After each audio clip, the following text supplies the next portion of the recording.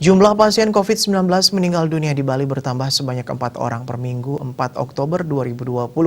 Menurut data Dinas Kesehatan Provinsi Bali, keempat pasien meninggal dunia berada pada sekitar usia 55 hingga 70 tahun.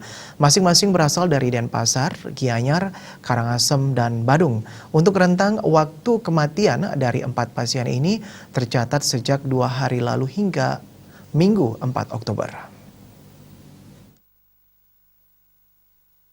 Jumlah pasien COVID-19 meninggal dunia di Bali bertambah sebanyak 4 orang per minggu 4 Oktober 2020.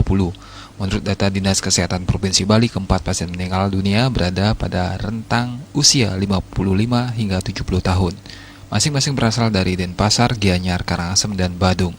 Untuk rentang waktu kematian dari 4 pasien ini tercatat sejak 2 hari lalu hingga Minggu 4 Oktober. Pasien meninggal dari Denpasar perempuan berusia 56 tahun. Pasien masuk ke RSUD Wangayo pada 30 September 2020 dan meninggal dunia 3 Oktober 2020. Komorbidnya tidak diketahui. Pasien kedua laki-laki berusia 55 tahun dari Gianyar. Pasien meninggal dunia 2 Oktober 2020 dan diketahui memiliki komorbid tumor paru.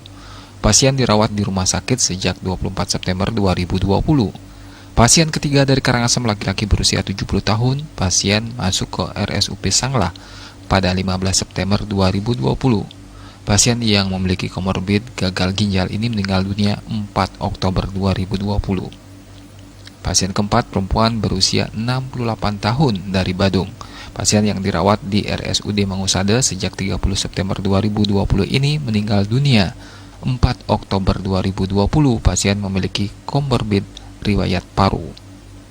Melihat masih adanya korban meninggal akibat COVID-19, untuk mencegah penyebaran COVID-19, masyarakat diajak untuk selalu mengingat pesan ibu dengan selalu disiplin menerapkan protokol kesehatan, yaitu memakai masker, mencuci tangan, dan menjaga jarak. Harapannya Indonesia segera terbebas dari virus corona menuju Indonesia maju. Rindra Devita, Bali Pos melaporkan.